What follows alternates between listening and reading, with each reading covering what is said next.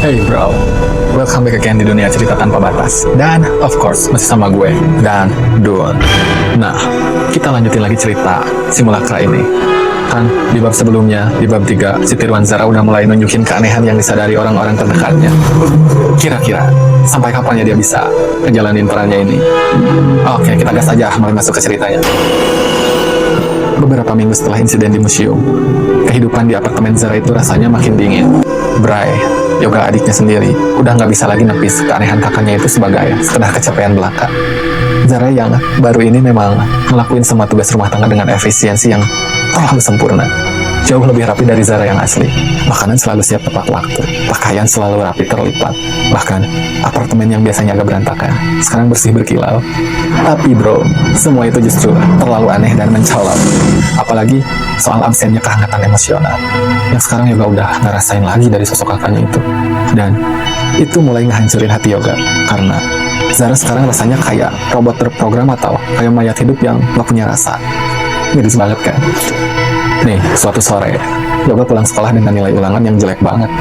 Dan dia berharap Zara bakal marah-marah kayak biasa, atau seenggaknya bersih nasihat sambil ngacak-ngacak rambutnya gitu. Dia bahkan udah siap buat dimarahin. Tapi Zara si Tirwan ini cuma ngambil kertas ulangan itu, mintain nilainya terus bilang dengan nada datar, nilai ini di bawah standar, kamu perlu meningkatkan studimu.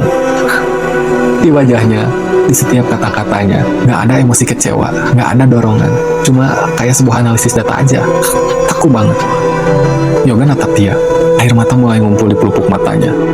Kakak, kenapa sih? Kakak bukan Kak Zara yang dulu? Suaranya bergetar. Zara si Tirwan ngerjapin mata, prosesor datanya lagi nyari respon yang pas. Saya adalah Zara. Apa yang kamu maksud? Kakak nggak pernah kayak gini. Kakak nggak pernah ngomong kayak robot. Kakak nggak peduli sama perasaan aku lagi kan? Yoga teriak, frustasi. Dia lari ke kamarnya, ngebanting pintu. Tirwan Zara cuma berdiri di sana, lagi memproses data emosi Yoga. Dia tahu, secara logis, Yoga lagi marah dan sedih. Data nunjukin kalau Zara yang asli bakal menghibur adiknya. Tapi, dia nggak ngerasain dorongan buat ngelakuin itu.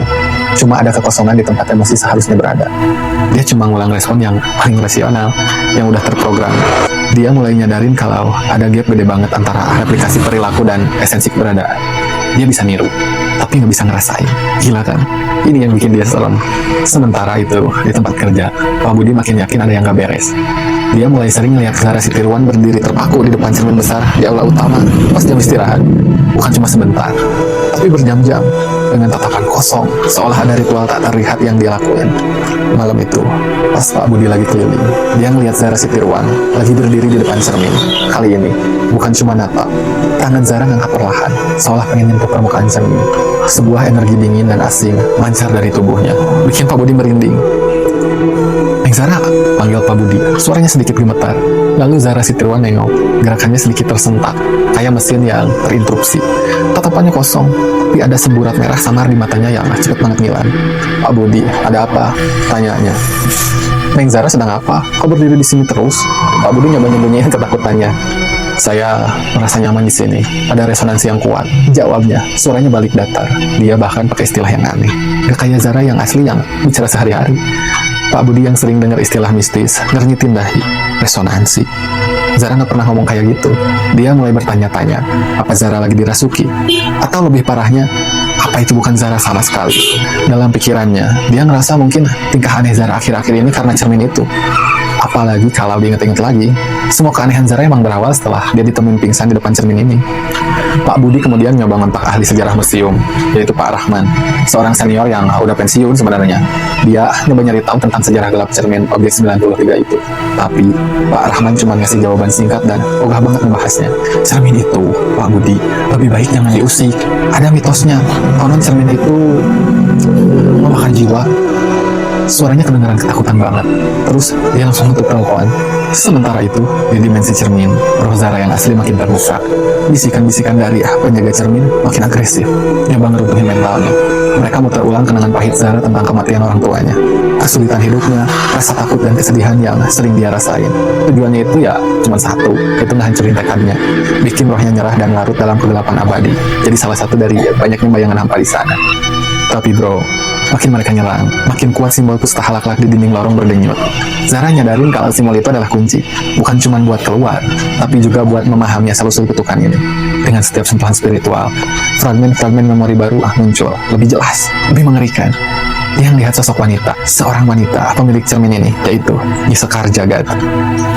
Dalam fragmen memori itu, wanita itu dengan wajah yang dihiasi amarah dan dendam, pakai cermin buat ngejebak roh-roh dari keturunannya sendiri, buat pemenuhan proses ritual pembangkitan dirinya, nguras energi mereka, buat memenuhi generator energi cermin itu.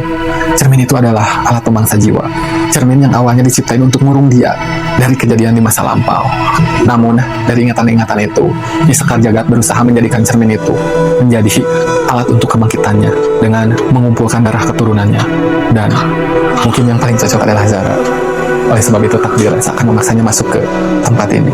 Tapi semuanya itu belum terlalu jelas. Masih kayak puzzle yang perlu disusun. Tapi ada satu hal yang bikin kaget. Roh Zara juga ngelihat kilasan dirinya sendiri dalam memori Nyisekar Jagat. Kayak ada semacam koneksi. Sebuah benang merah yang gak terputuskan. Dia ngelihat seorang gadis kecil dengan rambut terurai. Wajahnya mirip sama dia, tapi dengan tatapan yang lebih polos. Gadis itu adalah keturunan Nyisekar Jagat yang secara turun-temurun bawa darah yang sama dengan pencipta cermin. Nah, darah inilah yang jadi magnet bagi kutukan, ngejadiin keturunannya target utama cermin itu. Jimat ibunya, kalung pustahalak-lak itu, adalah upaya leluhurnya buat ngelindungin keturunannya dari takdir ini. Sebuah penangkal yang sayangnya gak cukup kuat buat cermin yang udah berevolusi jadi simulakra ini. Gila, plot-twist banget gak sih? Roh Zara kini nyadarin kebenaran yang mengerikan, kalau dia adalah keturunan langsung dari Nyisekar Jagat. Darah itulah yang jadi alasan takdirnya selalu ngarahin dia ke museum ini. Darah itulah yang jadi alasan dia selalu ngalamin kesialan mistis, seolah alam semesta dorong dia balik ke asal-usulnya, ke kutukan yang nunggu dia. Dan darah itulah yang memungkinkan cermin buat ngambil alih tubuhnya dengan sangat sempurna. Tapi bro, di tengah kengerian itu, Roh Zara juga nemuin secerca harapan. Di dalam fragmentasi memori Nyisekar Jagat, dia ngelihat momen kelemahan cermin. Ada sebuah ritual penangkal, sebuah cara buat makan kekuatan cermin sang sukma ini. Bahkan, mungkin ngebalikin. Ritual itu ngelibatin darah keturunan dan simbol-simbol kuno pustahalak-lak yang diucapin dalam urutan tertentu. Sayangnya, informasi itu nggak utuh, cuma berupa kilasan-kilasan yang harus dia susun. Roh Zara sekarang nggak cuma berjuang buat bertahan, tapi buat mecahin teka-teki ini. Dia harus balik, nggak cuma buat dirinya sendiri, tapi buat ngehentiin cermin ini biar nggak ada lagi korban. Come on Zara, kamu bisa. Dan di tengah pertarungan internal Zara, di dunia nyata, sebuah anomali mulai terdeteksi bro. Bukan oleh mata telanjang, melainkan oleh kepekaan yang lebih tinggi. Ada seorang peneliti independen dan kolektor artefak kuno, namanya Arfan Dirgantara. Umurnya akhir 30-an lah. Dia punya reputasi yang unik banget di kalangan akademisi dan komunitas spiritual Bandung. Orangnya tinggi, rambutnya agak gondrong yang selalu diikat ponytail, rapi, matanya tajam, di balik kacamata, dan ekspresi wajah yang selalu serius tapi penuh rasa ingin tahu. Dia nggak percaya hantu dalam arti tradisional ya, tapi dia percaya banget sama energi, resonansi historis, dan sisa-sisa kesadaran yang bisa nempel di satu benda atau tempat. Dan dia punya gelar doktor dalam antropologi budaya dengan spesialisasi pada mitologi Nusantara dan artefak kuno. Selama bertahun-tahun, dia udah ngumpulin berbagai cerita rakyat, manuskrip, dan benda-benda yang diyakini punya kekuatan spiritual. Arfan ini nggak punya pekerjaan tetap, tapi dia hidup dari hasil konsultasi buat proyek restorasi museum atau nulis buku-buku sejarah alternatif. Dia punya lab kecil di rumahnya, penuh buku-buku tua, alat-alat ukur energi, dan peta-peta kuno. Akhir-akhir ini, sebuah anomali energi muncul di salah satu alat detektor resonansi spiritual miliknya. Alat itu, yang biasanya cuma berkedip samar kalau ada gangguan kecil, sekarang terus-menerus mancarin alarm kecil, nunjuk ke arah langkrak, tepatnya ke lokasi Museum Pusaka Nusantara. Aneh sekali, fluktuasinya sangat ekstrim. Ya seperti biasanya, Umam Arfan sambil ngetuk-ngetuk alatnya. Sebelumnya, dia udah sering meriksa Museum Pusaka Nusantara.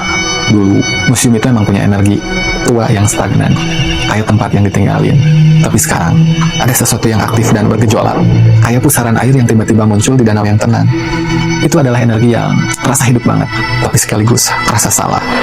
Dan Arfan mutusin buat nyelidikin. Dia mulai ngumpulin informasi terbaru tentang museum, memeriksa berita-berita lokal, nyari laporan-laporan aneh.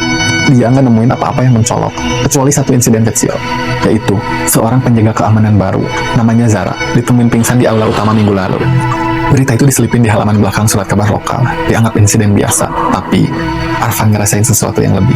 Insiden itu ditambah dengan fluktuasi energi yang gila-gilaan. Masih dia firasat kalau ada sesuatu yang besar lagi terjadi di sana. Museum Pusaka Nusantara. Tempat itu tidak pernah seramai ini energinya. Arfan bergumam pada dirinya sendiri.